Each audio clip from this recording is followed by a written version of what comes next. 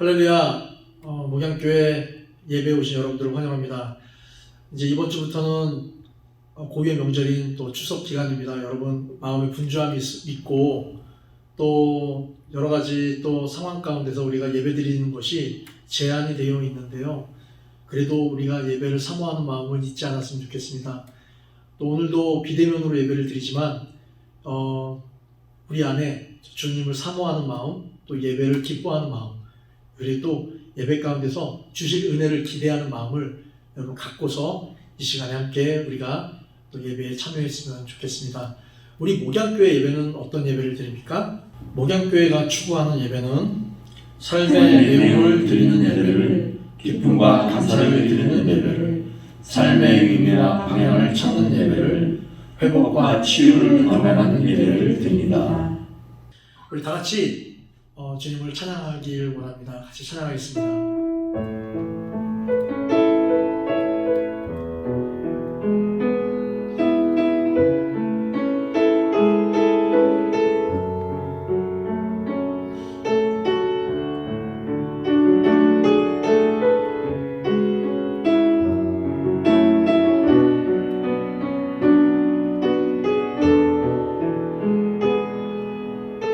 주님을 왕으로 모시며 찬양합니다. 주발 앞에 무릎 꿇고, 주발 앞에 무릎 꿇고 그 사랑에 남기네. 어떤 말도 그 어떤 소리도 그 앞에서 잠잠해지네.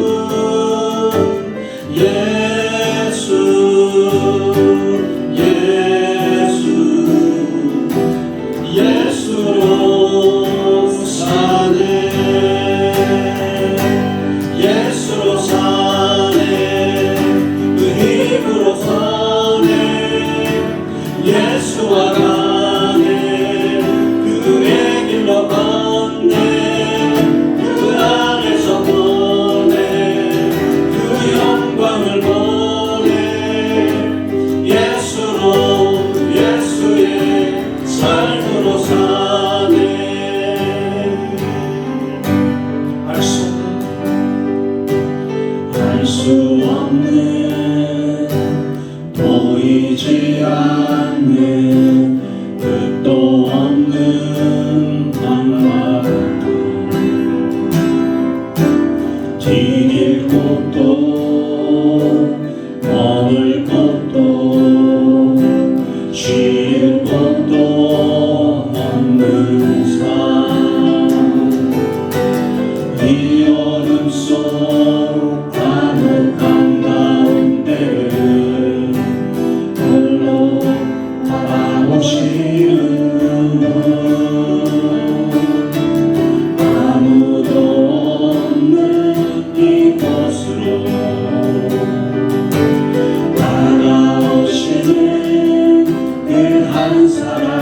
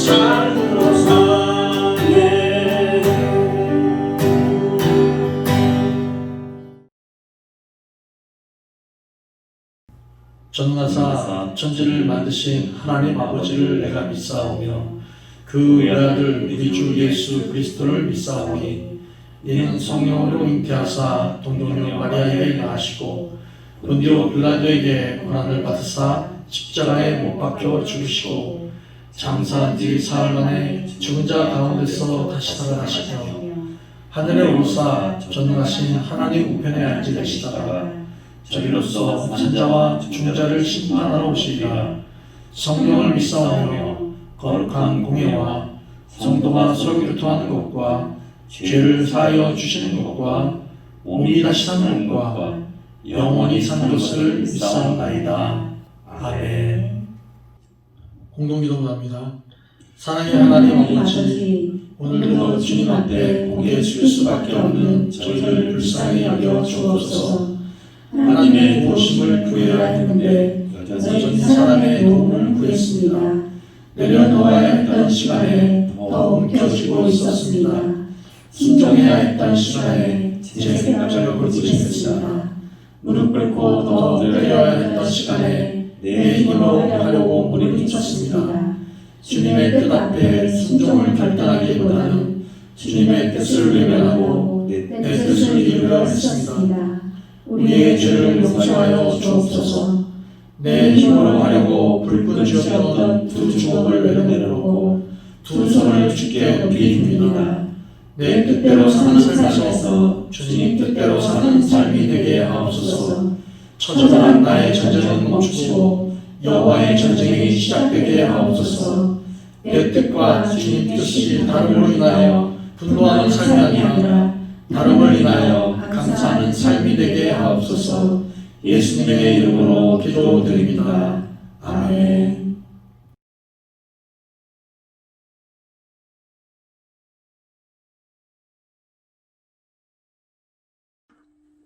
사랑과 은혜가 풍성하신 하나님 아버지, 한 주의 삶도 지켜주시고 주님의 은혜 가운데 살다가 이렇게 주일을 맞이합니다.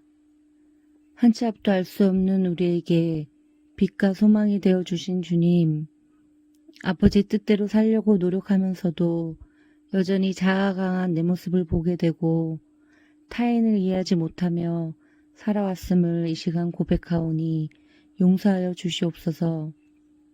코로나로 인해 많은 것들이 제약된 세상을 우리는 살아가고 있습니다. 이 시간을 통해 우리가 알지 못하는 크고 비밀한 것들을 배우게 하여 주시고 또 느끼게 하여 주셔서 주님과 더 깊은 만남의 시간을 갖는 시간이 되게 하여 주시옵소서. 돌아오는 주는 고유의 명절인 추석을 맞아 온 가족과 친지들이 한자리에 모입니다. 죽은 영혼을 숭배하지 않게 하여 주시되 화목하게 힘쓰게 하여 주시고 사랑으로 먼저 섬길 수 있는 우리가 될 수 있기를 기도합니다. 분주한 명절에 쓸쓸히 홀로 보내는 이웃을 돌아보게 하시고 특별히 가족과 떨어져 있는 김성수 목사님을 긍휼히 여겨주셔서 속히 함께 모여 살 수 있는 환경을 열어주시옵소서. 목양교회를 사랑하시는 주님, 주의 나라와 주의 뜻을 이루기 위해 목사님과 성도가 함께 비전을 꿈꾸게 하시고 주님이 기뻐하시는 처소를 예배해 주실 것을 믿음으로 구합니다. 이 시간 드리는 예배를 기뻐 받아 주시옵시고 이 여인을 돌로 칠 자 누군가라는 제목으로 목사님이 말씀 전해 주실 때 말씀이 깨달아지는 은혜를 우리에게 허락하여 주셔서 받은 은혜대로 살아갈 수 있는 자녀 되기를 기도하며 사랑이 많으신 예수님의 이름으로 기도합니다. 아멘.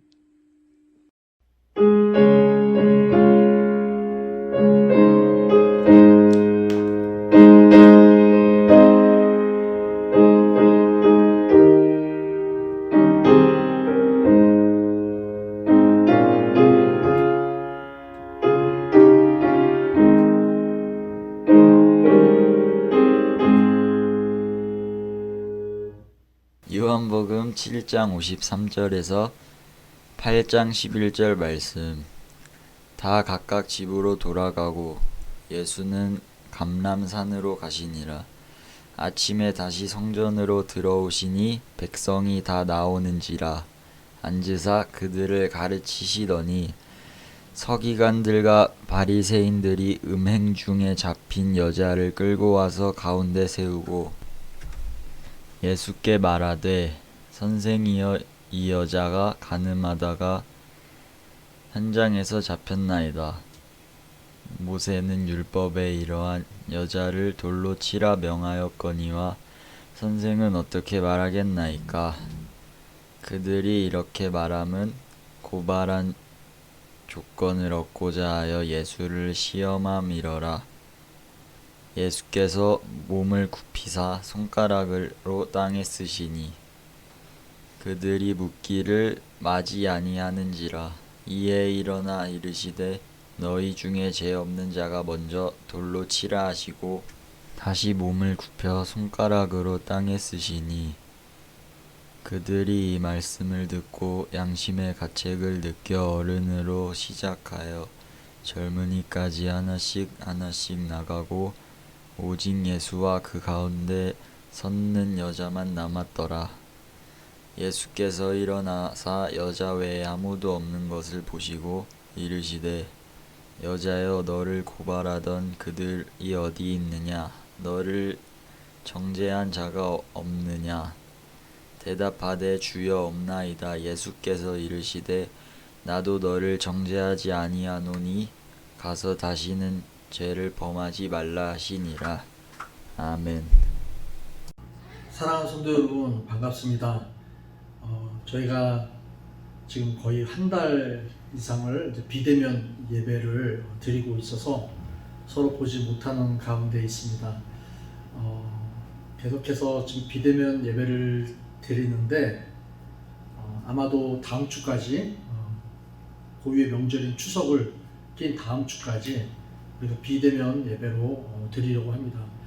사실 다음 주 그 10월 첫째 주는요, 목양교회가 또 이렇게 창립된 지 39주년을 맞이하는 그러한 주일이기도 합니다. 그런데 비대면 예배로 드리기 때문에 10월 둘째 주인 10월 둘째 주에 저희가 이제 창립 39주년 감사 예배로 드리려고 합니다. 그래서 여러분 꼭 기억하셨다가 10월 둘째 주에는요, 저희가 이제 이 본당에서 예배를 드리도록 할 것입니다. 다 나오셔서요, 그날은 특별하게 또 이렇게 여전도회에서 또 떡을 준비하고 또 그리고 교회에서 또 수건도 이렇게 좀 준비를 해갖고 또 오랜만에 만나서 또 이렇게 같이 또 나누는 시간들을 또 가져보려고 합니다. 그리고 또한 창립 또 예배를 또 이후로 저희가 10월 달에는요, 외부 강사 목사님을 모시고서 또 예배를 또 드리고자 합니다. 김동일 목사님이시고 미국에서 오셨고요. 지금 현재 한국에서 또 책을 집필하시고 여러 세미나를 다니면서 복음에 아주 본질적이고 또 복음에 있어서 굉장히 귀한 말씀들을 여러 교회를 또 이렇게 방문하시면서 또 이렇게 사역을 하고 계십니다. 저희 스승과도 같은 그러한 목사님이신데 그 목사님께서 또 이렇게 저희 교회에 또 제가 또 요청을 했을 때 흔쾌히 또 이렇게 승낙을 해주셔서 10월 셋째 주와 넷째 주에는 또 김동일 목사님, 강사 목사님을 모시고서 같이 사경회를 하려고 합니다. 그래서 여러분 많이 기대해 주셔도 좋고요. 저보다도 훨씬 더 영적으로 깊이가 있고 또 지식적으로도 말씀에 대한 그런 풍성한 그런 역사적 배경을 갖고 계신 분이기 때문에 여러분들의 그 신앙에 있어서 뭐 짧지만 길지 않고 한 2주간의 짧은 시간이지만 그래도 굉장히 많은 도움을 또 영적으로 또 영의 양식을 얻을 수 있는 좋은 기회가 될 것이라고 그렇게 생각합니다. 그래서 같이 좀 여러분 혹시나 또 같이 초대하실 분들 계신다면 초대해 주시면 좋을 것 같습니다. 그래서 같이 우리가 은혜를 나누는 시간들 그리고 또 은혜를 나누는 자리를 우리가 소홀히 하지 않고 더 우리가 기대하면서 나아갔으면 좋겠습니다. 오늘 우리가 함께 또 나눌 말씀은요, 간음하다가 현장에 잡힌 여인의 이야기입니다. 여러분 이 얘기는 너무너무나 잘 알고 있는 그러한 말씀이죠. 또 예수님께서 이 말씀을 통해서 클라이막스로 죄 없는 자가 먼저 돌을 들어 이 여인을 치라 라고 한 그 예수님의 그 말씀, 이 말씀이 우리에게 굉장히 큰 위로가 될 뿐만 아니라 또 우리 주님의 그 용서에 대한 깊은 사랑을 또 느낄 수 있는 그런 본문이기도 했습니다. 그러나 오늘 이 본문을 통해서 우리가 좀 더 다른 관점에서 이 말씀을 한번 접근을 해보고 주님이 거기까지 주시는 은혜보다 더 큰 의미가 이 본문 안에 있음을 우리가 재발견해 볼 수 있는 그런 시간을 가져보려고 합니다.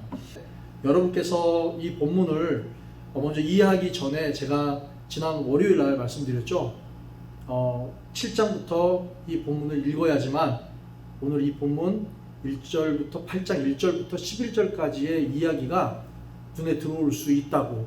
이 본문만 보고서는요, 우리가 굉장히 국소적이고 굉장히 그 아주 내로한, 아주 좁은 관점에서 이 본문만 보게 됩니다. 그러나 7장부터 우리가 이 본문을 읽다 보면은 이 본문 전체의 배경 속에서 오늘 이 이야기, 이 현장에서 가늠하다 잡혀온 이 여인의 이야기 속에 주님께서 무엇을 우리에게 주시고자 하는 그 메시지를 발견해 볼 수 있다는 것입니다.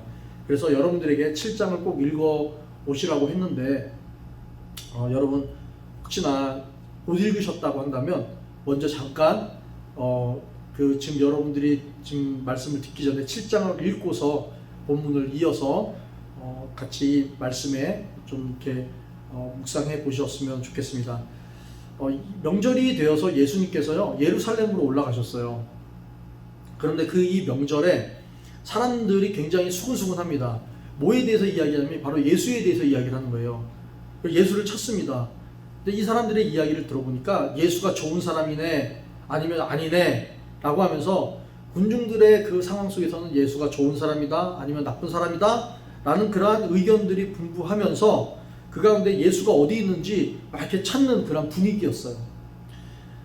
예수님도 유대인이기 때문에 이 굉장히 중요한 그 유대인의 그 명절에 예수님께서도 예루살렘에 왔다라는 그러한 충분한 그 생각을 하고서 예수님을 찾기 시작했던 것이죠. 예수님께서 명절 초에는요 굉장히 잠잠히 조용히 계셨어요. 그러다가 명절 중간이 되었을 때에 예수님께서 성전에 이제 나타나셨습니다. 그리고는 그 성전에 서서 사람들에게 말씀을 가르쳤습니다. 유대인들이 예수님의 그 가르침을 듣고서 굉장히 놀랍게 여겼는데 권세 있는 그 가르침의 말씀에 놀랐겠지만 예수가 배우지 않았다라는 것에 대해서 그를 어떻게 아는지에 대해서 놀랐다라고 7장에는 그 내용이 나옵니다. 그런데 이들이 놀랬던 것은요 단지 글씨를 배우지 못한 사람이 글씨를 읽기 때문에 글씨를 아는 것에 놀란 것이 아니라 사실은 그 내용이 어떤 내용일까요? 글씨를 모르는 사람이 글씨를 아는 것 때문에 놀란 것이 아니라 예전에도 벌써 이미 많은 사람들이 예수님의 가르침에 그 권세가 있는 것을 보고서 굉장히 기이 여기며 놀랬던 것처럼 또 예수님께서도 이 명절에 말씀을 선포하시면서 가르쳤을 때 사람들은 그 전하는 그 권세 있는 말씀에 놀랬던 것입니다. 그래서 예수님께서 이 구약에 나타나 있는 그 구약의 말씀을 어떻게 해석을 하고 그 해석에 대한 내용이 얼마나 권세 있는지 거기에 사람들은 놀랐을 것입니다. 예수님께서 예루살렘 성전에서 성경을 펴놓고서 글을 읽는 것이 아니죠. 예수님께서는 성경을 펴놓고 읽었던 것이 아니라 그 성경에서 예언되었던 말씀과 함께 또 율법, 모세를 통해서 주셨던 그 율법에 대한 내용도 새로운 관점에서 해석을 했었을 것입니다. 그 새로운 관점이라는 것은 어떤 걸까요? 기존의 그 유대인들의 전통에 따라서 가르침을 받았던 그러한 해석이 아니라 본래 모세를 통해서 하나님께서 주셨던 그 율법에 대한 이야기들도 가르쳐 주셨을 것입니다. 그런데 그 율법에 대한 해석에 사람들은 굉장히 기이 놀라며 또 거기에 대한 권세에 굉장히 충격을 받았을 거라는 것이죠. 예수님께서 이렇게 말씀을 가르치시는데 사람들은 그 상황 속에서도 굉장히 의구심이 있었어요. 그거를 아시고 예수님께서는 그 의구심까지도 풀어주는 내용이 7장에도 나옵니다. 자신이 가르치는 것은 하나님께로부터 왔기 때문에 하나님의 영광만을 나타내지 스스로 말하는 자는 자기의 영광을 나타낸다는 것입니다. 그러므로 하나님의 영광을 나타내는 그러한 자의 속은 참되고 불의가 없다는 것을 보이면서 너희가 그 이 말에 대한 나의 말에 대한 그 말씀을 보고 판단해서 알게 될 것이다 라고까지 그렇게 말하면서 그 권세 있는 말 앞에 그 사람들이 들었던 그 의구심까지도 이해시키는 그런 내용들이 나옵니다. 7장에는 여러 가지 그러한 말씀들이 담겨져 있는데요. 그 내용들은 일단 제가 다 설명을 하진 않겠습니다. 오늘 이 본문을 보기 위해서 7장에 있는 그러한 몇 가지 포인트만 제가 설명을 했습니다. 자, 이런 가운데 예수님께서 그 명절 중간에 성전에 서서 그 가르침을 가르치고 또 말씀을 선포하실 때 그 말씀을 듣는 자가 놀랄 뿐만 아니라 그 말씀을 듣는 자들 가운데 누가 있었어요? 바로 서기관들도 있었고 그리고 바리새인들도 있었어요. 그런데 이 말씀을 들을 때 가장 기분이 나빴던 사람들이 누구일까요? 당연히 바리새인과 서기관들이었겠죠. 이들이 가장 기분이 나쁘고 불쾌했을 것입니다.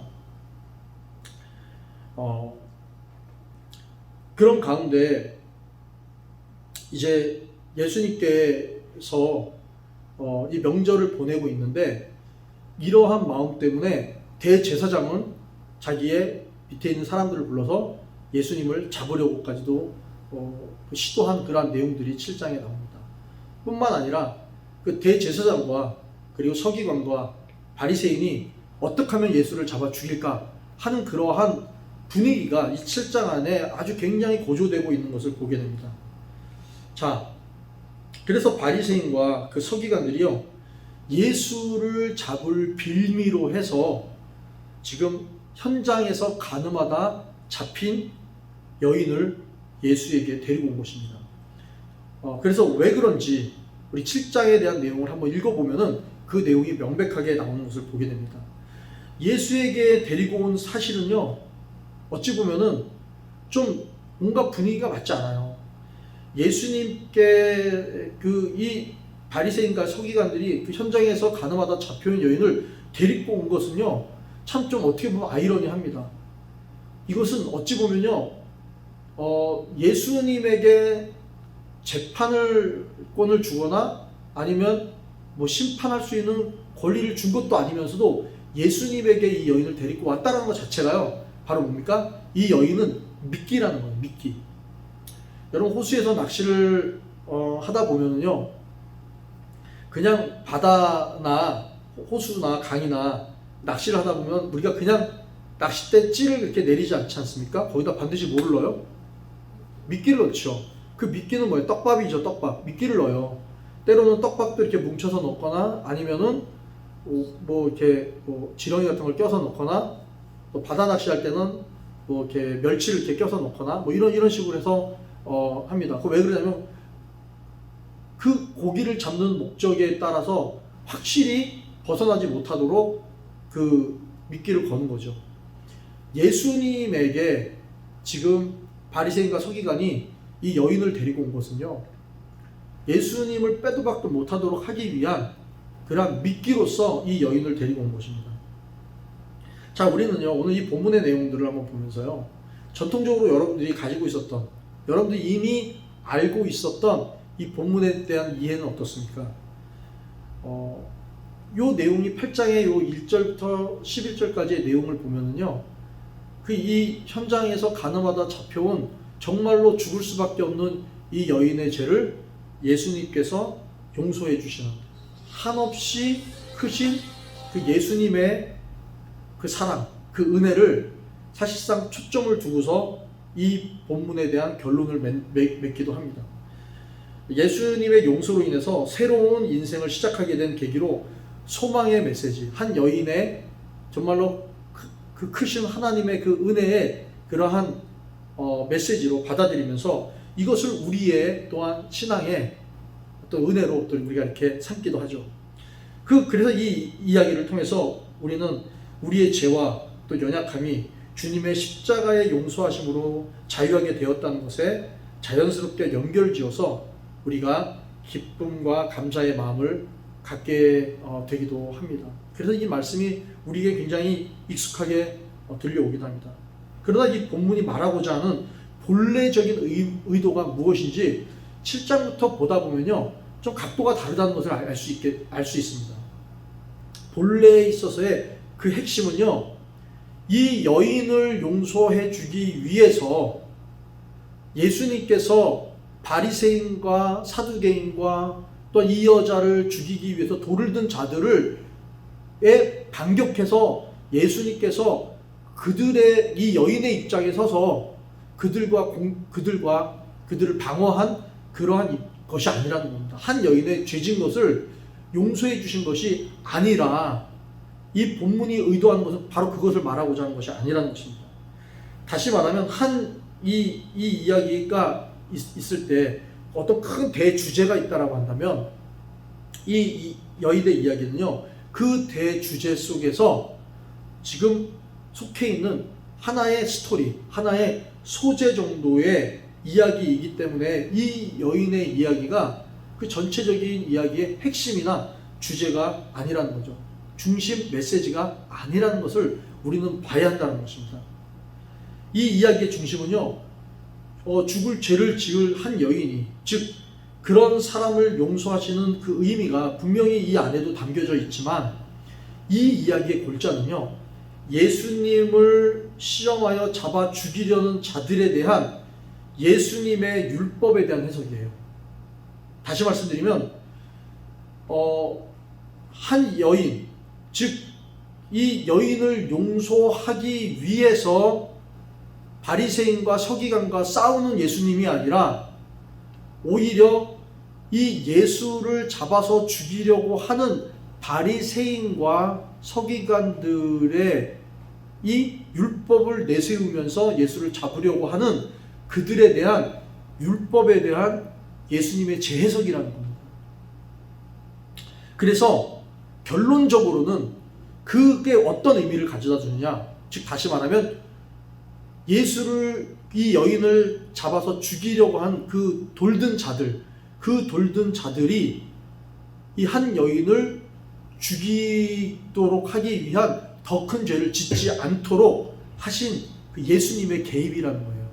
우리 그런 관점에서 이 본문을 본 적이 없는 것이죠. 그런데 이 본문은요, 그냥 이 여인을 용서하기 위한 예수님의 개입이 아니라 더 큰 죄를 짓도록 하려는 그러한 바리새인과 서기관과 돌을 든 자들의 그 더 중한 죄를 막기 위한 예수님의 개입이라는 뜻입니다. 자, 어떤지 한번 보겠습니다. 이 이야기의 맥락은요, 명절에서 시작됩니다. 이 명절은 어떤 명절입니까? 성경학자들이 다 이야기를 합니다. 분명한 것은 뭐냐면, 이 본문에 보면 더 그 마지막 날에 라고 하면서 그 큰 날에 라는 표현을 7장에 오늘 본문에 나오죠. 8장에 보면요, 그 내용에 보면요, 더 큰 날이라는 뜻은 the greatest day라고 합니다. the greatest day는 다른 여러 가지 명절들이 있지만 특별히 그 큰 날에라고 표현 쓰는 것은요, 어떨 때 표현 쓰면 초막절에만 쓰는 표현이에요. 초막절에만 쓰는 고유 명사로서 쓰는 표현이기 때문에 이것은 다른 유월절이라든지 아니면은 뭐 맥추절이라든지 그러한 절기가 아니라 이것은 초막절이라는 이 절기를 말하고 있는 것입니다. 자, 이런 맥락에서 보면요, 현장에서 잡혀온 이 여인의 그 이야기를 우리는 한번 들여다볼 필요가 있죠. 간음이라는 죄는요, 성경에서 매우 중요한, 아주 중한 죄입니다. 간음이라는 죄는 성경에서 굉장히 중요한 죄예요. 구약, 즉 모세 율법에 간음한 자는 어떻게 처리하라고 되어 있나요? 돌로 쳐서 죽이라고 되어 있죠. 레위기 20장에 보면은 남녀 둘 다 간음한 자를 반드시 죽이라 라고 그렇게 되어 있어요. 그런데 이것이 좀 이상하다는 겁니다. 이 여인은 예수님에게 데리고 가야 할 성질이 아니라는 거예요. 율법의 제도에 따라서 이스라엘의 최고 법정인 정식 재판을 받아야 될 내용이기 때문에 사실은 예수님에게 데려와야 할 그러한 이유가 되지 못한다는 겁니다. 첫 번째로는 그게 이상하다는 거예요. 이미 그러한 현장에서 잡혀온 이 여인은 이 율법에 따라서 종교 재판으로서 최고의 법정에 서야 될 그러한 그 이야기인데, 그것이 아니라 예수님에게 데리고 왔다라는 것 자체가 어찌 보면 좀 이상하다는 것이죠. 그리고 또 사형법이라는 것은요, 그 로마의 통치 가운데 지금 이 유대 그 사회가 로마의 통치 가운데 속해 있기 때문에 사형법이 종교 재판으로서 그 율법에 따라 처해지지 않고, 이 당시에는요 로마의 법에 따라서 처형되었습니다. 그렇기 때문에 결정할 수 있는 상황이 아니었어요. 이렇기 때문에 이 두 상황 속에서 바리새인들이 그거를 이용하는 거예요. 예수님에게 가지고 데리고 온 겁니다. 이 두 가지 상황이 있어요. 그러니까 여러분도 너무나 잘 알고 있는 내용이에요.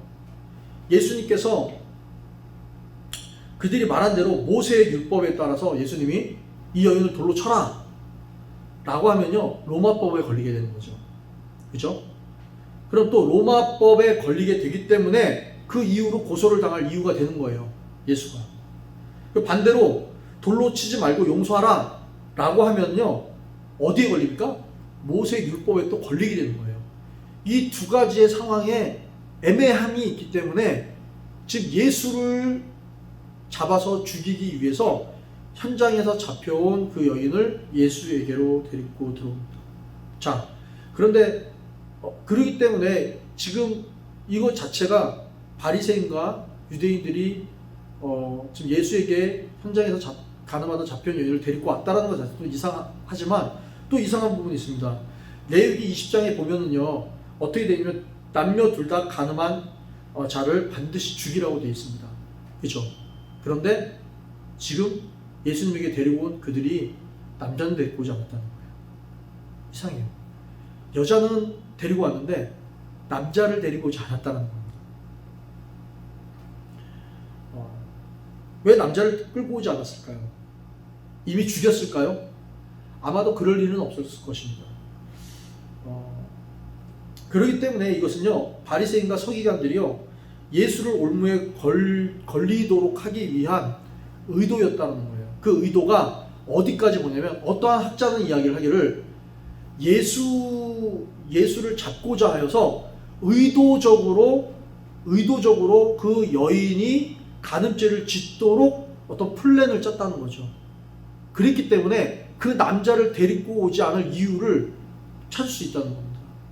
그 정도로 예수를 잡기 위해서 굉장히 악한 행위를 할 수 있었다라고까지 이야기하는 학자가 있습니다.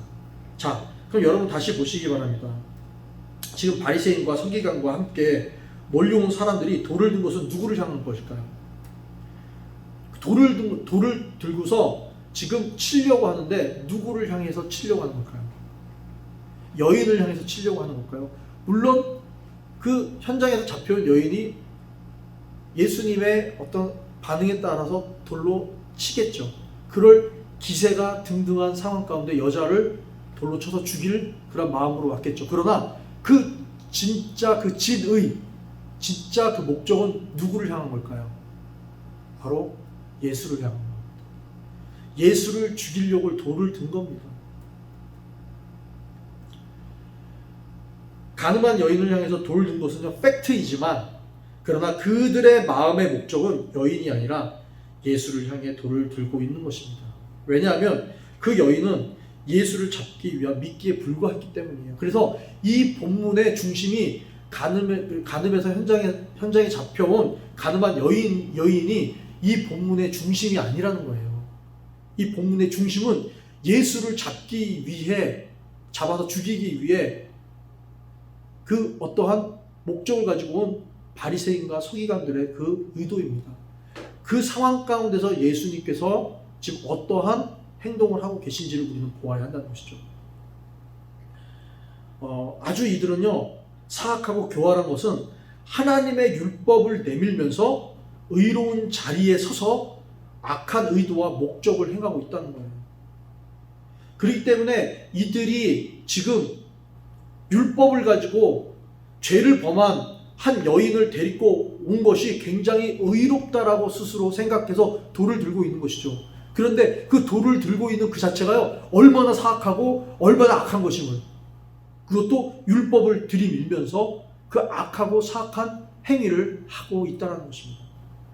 그렇기 때문에 이 이야기에서 예수님이 가늠한 여인의 죄를 용서하기 위해서 유대인들을 대항해서 그들을 어떻게 보면 이겨낸 것이 아니라 예수님이기 때문에 오히려 모세의 율법을 무시하거나 이 여인의 죄를 사소하게 생각하시면서 그 문제를 해결하여 또 어찌 보면은 예수님의 그 용서하심에 대한, 죄를 용서하심에 대한 것을 부각시키기 위해서 한 여인에 대한 그 한 여인을 샘플로 들고 있는 것이 아니라는 것입니다. 우리가 만약에 그렇게 생각하고 있다면 이것은 착각이죠. 분명히 알 수 있듯이요, 예수님은 이 여인이 지은 죄를 가볍게 여기지 아니하셨어요. 그건 어떻게 우리가 본문에서 볼 수 있냐면, 다시는 죄를 범하지 말라. 예수님께서 분명히 이 여인에게 그렇게 말씀하셨습니다. 이 말은 뭐냐면 그 죄가 가볍다는 뜻이 아니에요. 다시는 죄를 짓지 말라라고 그렇게 말씀하신 것을 통해서 본다면 분명히 그 죄는 중한 죄였지만 중요한 것은 그 여인에게 포커스가 된 것이에요. 그 여인에게 집중된 것이 아니라는 거예요. 이 본문 자체는요. 예수님께서는요, 모세의 율법도 무시하거나 틀렸다라고 말하고 있지 않습니다. 오히려 모세의 율법을 진지하게 대하면서 돌을 든 자들, 그 모든 자들, 그들 또한 죄인임을 깨닫게 해주신 말씀이었다는 거예요. 그렇기 때문에 그들이요, 예수님께서 뭔지 땅에다가 글을 쓰셨죠. 글을 쓰기 전에 너희가 죄가 없는 자는 먼저 돌을 들어서 이 여인을 쳐라 라고 한 다음에 땅에다가 글을 쓰십니다. 그 글 뭐라고 썼는지 사람들은 굉장히 궁금해해요. 근데 아무도 알 수 없어요. 아무도 몰라요. 그리고서는 글을 쓰시고 다시 돌을 든 자, 죄가 없는 자는 돌을 들어서 이 여인을 치라고 말씀하시죠. 근데 사람들은요, 어떻습니까? 그 예수님이 쓴 그 글을 보고서 전부 다 돌을 땅에 내려놓고 전부 다 흩어져 돌아가는 내용을 봅니다. 그들이 왜 그랬을까요? 자신들이 죄인인 것을 깨달았기 때문에, 자신이 돌을 들어서 그 여자를 칠 수 있는 자격이 있는 사람이 아니었다는 것을 알았기 때문에 돌을 내려놓은 것입니다.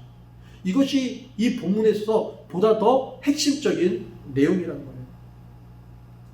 예수님이 땅에다 뭐라고 썼을까 하는 그 내용은 중요하지 않습니다. 그러나 그 땅에 쓴 글을 보고서 죽이려 돌을 들었던 자들이 돌을 버리고 그 자리를 떠났습니다. 여기서 우리가 볼 수 있는 그 용서는요, 관용의 그 동의어가 아니에요. 용서를 받았다고 해서 주님의 은혜가 더 크기 때문에 그 죄가 중요하지 않다는 뜻으로 생각하시면 안 된다는 거예요. 이 여인에게 포커스를 두면서 오히려 주님의 그 은혜로 인해 용서는 죄가 정말로 중요하다는 뜻을 말씀하고 계신 것입니다. 그런데도 하나님은 이 여인의 죄를 제쳐두시기로 결정하셨다는 거예요. 예수님께서는 이 여인의 죄를 제쳐두기로 결정하셨다는 거예요. 그것이 무엇일까요? 이 여인이 지은 죄보다 더 중요한 죄가 있었기 때문입니다. 이 본문에서 보면 그것은 하나님의 율법을 가지고 상습적으로 죄짓는 돌을 든 자들의 모습이에요. 그 돌을 든 자들의 그 죄가 더 크고 더 심각했다는 거예요. 자신들은 늘 항상 마음 가운데 죄에 대한 양심의 가책이 있고 그렇게 살아가지만 그것을 점점 덮기 위해서 율법이라는 것을 가지고 드러내면서 자기를 더 의롭다라고 자기 자신을 보이고자 하는 그 행동이 어떤 행동이냐? 돌을 드는 겁니다. 속으로는 또 남이 보지 않을 때는 어때요? 늘 죄를 짓고 있는 그러한 양심의 가책이 있지만 그럼에도 불구하고 사람들 앞에서는 나의 삶의 나의 모습을 보이기 위해서는 의로운 그런 모습을 보이는 거예요. 그걸 보이기 위해서는 어때요? 율법을 날마다 들이대면서 사람들을 향해서 죄를 향하여 또한 죄 지은 자를 향하여 연약한 자를 향하여 항상 돌을 들고 있는 자의 그러한 모습이 보다 더 악하고 보다 더 불의하고 보다 더 중한 죄라는 것을 보여주고 있는 내용이 이 본문의 말씀이라는 것입니다. 하나님께서 모세를 통해서 주신 율법은 무엇입니까? 마음속 어두운 곳에 하나님의 심판의 빛을 비추기 위한 거예요. 그래서 바울도 그런 말을 하잖아요. 우리 율법은 뭐냐? 우리의 죄를 갖다가 드러내기 위한 것이 율법이라고 표현하고 있잖아요. 즉 다시 말하면 우리 안에 어떤 죄가 있는지를 알려주기 위한 그 몽학선생이 율법이에요. 근데 그 율법을 가지고 자기의 의를 드러내는 수단으로 사용하는 뿌리 깊은 죄, 그 죄가 누구에게 있느냐? 말씀을 가르치는 바리새인과 서기관과 제사장과 뿐만 아니라 그들을 추종하고 함께 따라서 믿음의 자리를 갖고 있는 스스로 의롭다고 생각하는 자들이 늘 항상 들고 있는 그 돌을 들고 있는 그 죄의 모습이라는 것입니다. 예수께서는 바로 그런 죄를 짓고 있는 사람들의 죄가 해결되시기 위해서 어린 양의 피를 흘려 죄물이 되었듯이 세상의 그 죄, 세상의 그 죄를 없애시기 위해서 사실상 오늘 이 본문과 함께 요한복음의 전체는요, 바로 예수 그리스도가 그 모든 죄의 근본을 해결할 메시아다라는 것을 말씀하고 계신 것이 이 본문의 중심인 것입니다.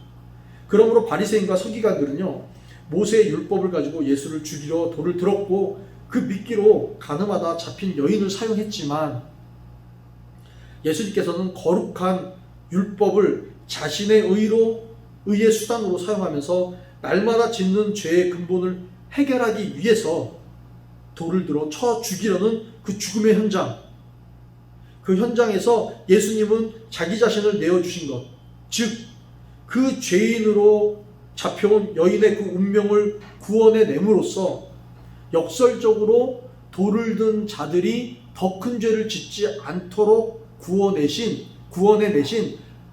예수님의 그 역설적인 구원의 은혜라는 거예요. 한 여인이 명백하게 그것이 어떻든 간에 현장에서 가늠하다 죄를 져서 죽을 수밖에 없는 그런 여인으로 죽을 수 있지만 중요한 것은 뭐냐면요, 그거보다 더 중요한 것은 사실상은 한 여인을 구원해냄으로 인해서 이들이 날마다 그렇게 율법의 잣대로 스스로가 의인이라고 생각하면서 더 큰 죄를 짓는 것을 막기 위한 역설적인 예수님의 구원의 방법이었다는 거예요. 이게 얼마나 놀라운 건지 몰라요. 그랬기 때문에 그 현장에서 돌을 들어서 이 여인을 죽일 수 있었지만 그들은 오히려 돌을 내버려 두고 각자 흩어져 자기의 갈 길을 간 것은 더 큰 죄를 짓지 않도록 하기 위한 그 주님의 은혜였다라는 사실을 우리는 이 관점에서 생각해 본다면 이 말씀이 우리에게 얼마나 더 큰 은혜가 되는지를 우리가 믿음의 그 심령으로 받아들여야 할 것입니다. 너희 중에 죄 없는 자가 돌로 먼저 치라고 하신 이 말씀은 단지 돌을 든 자들의 양심을 찌르게 해서 그 자리를 떠나게 만드는 정도의 말씀이 아니라 오늘 이 말씀은 율법의 재판관이 되어서 자신들의 의를 드러내며 살아가는 그 자들, 그들이 날마다 율법을 통해서 살리는 삶이 아니라 오히려 늘 죽이려고 하는 그런 삶을 사는 심각한 죄 짓는 자들을 그 죄를 짓지 않도록 돌을 드는 삶을 살지 않도록 하신다는 그 점. 그러므로 예수님은 우리에 있어서 어떤 돌입니까? 바로 산돌이라고 표현하죠. 성경에 예수님은 산돌이에요. 그런데 이들은 율법을 가지고 죽이는 돌로 서 있었다는 것입니다. 이런 점에서 우리는 한 여인의 그 심각한 죄를 용서해 주시는 그 예수님의 그 은혜를 바라보는 것뿐만 아니라, 그것보다 더 큰 것은 많은 사람들이 오히려 스스로 자기가 의인이라고 생각하면서 오히려 자기 안에 있는 더 큰 심각한 죄를 감추고 살아가는 자들이 죄를 짓지 않도록 하는 것에 대한 주님의 은혜를 우리는 우리의 심령 가운데 새기며 살아가야 할 것입니다. 우리가 바로 그런 자리에 있지 않나 한번 돌이켜 보아야 할 것입니다. 당장 돌에 맞아 죽을 수 있는 급박한 상황 속에서 예수님께서는 오히려 그 상황 가운데 개입을 하시죠. 바로 우리가 그러한 여인의 자리에 놓였을 뿐만 아니라 우리 또한 돌을 든 자들로 살아가면서 하나님의 그 은혜 앞에 돌로 치는 죄를 짓지 않도록 행하시는 이 주님을 오늘 우리는 이 주일 아침에 은혜로 받아, 또한 우리가 그 은혜 가운데서 정말로 주님의 그 구원의 손길을 다시 한번 맛볼 수 있는 그러한 축복이 있기를 간절히 소원합니다. 여러분, 오늘 말씀 들으시면서 어땠습니까? 우리는 그 용서받은 한 심각한 죄를 지은 한 여인을 생각할 뿐만 아니라 오히려 우리도 모르게 우리는 돌을 든 자로서 스스로 의인의 자리에서 우리가 판단하는 그런 삶이 더 많지 않았습니까? 그런 거를 내려놓고요, 정말 우리가 주님의 성품, 또 주님의 지혜, 또 주님의 그 영성을 우리가 닮아가면서 살아갈 때 우리는 항상 우리의 삶의 자리에서 죽이는 돌을 든 자의 삶이 아니라 항상 사람들을 살리는 그러한 삶을 살아갈 수 있으리라 생각합니다. 이번 한 주간은요, 한가위 추석입니다. 원망과 비난과 시비와 비판을 내려놓고 따뜻한 마음으로 서로에게 위로와 또 감사를 전하고 또 가족과 함께 행복한 시간을 보낼 수 있기를 또 바랍니다. 행복하시고요. 또 우리가 다음 주에 뵙도록 하겠습니다. 예. 사랑하는 하나님 아버지, 우리가 살아가면서 우리의 연약함 때문에 죄인된 마음으로 살아갈 때가 너무나 많습니다.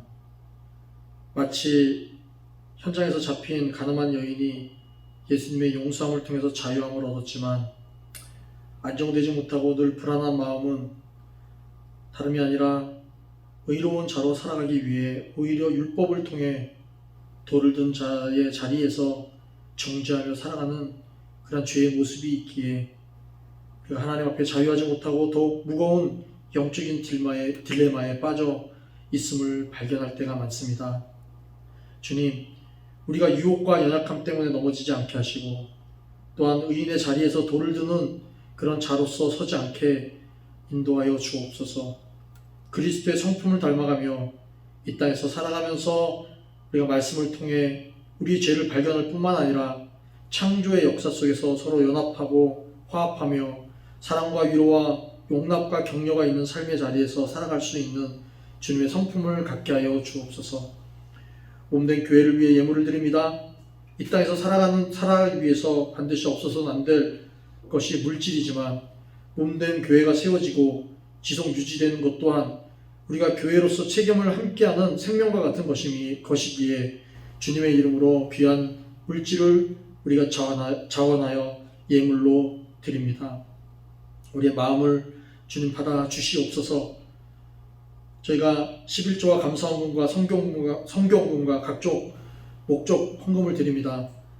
하늘나라의 풍성함이 교회 가운데 그리고 성도들의 삶 가운데 넘칠 수 있도록 은혜 내려 주옵소서. 복을 바라고 예물을 드리는 것이 아니라 은혜를 받았기에 예물이 복되게 하여 주옵소서. 이제는 우리를 구원하시기 위해 십자가에 죽으시고 부활하신 예수 그리스도의 은혜와 하나님의 극진하시고 한량없는 사랑하심과 온전한 구원을 이루시기까지 도우시는 보혜사 성령님의 함께하심과 교통하심이 죄의 연약함에도 의의 교만에도 넘어지지 않고 그리스도의 온전한 성품을 닮아 제자도의 삶을 살기를 소망하는 목양의 모든 성도들과 자녀들 위해 그리고 우리가 살아가는 일터와 삶의 현장 속에 복음으로 땅끝에 서 있는 선교사님들의 사역과 가정 위에 영원토록 함께 있을지어다. 아멘.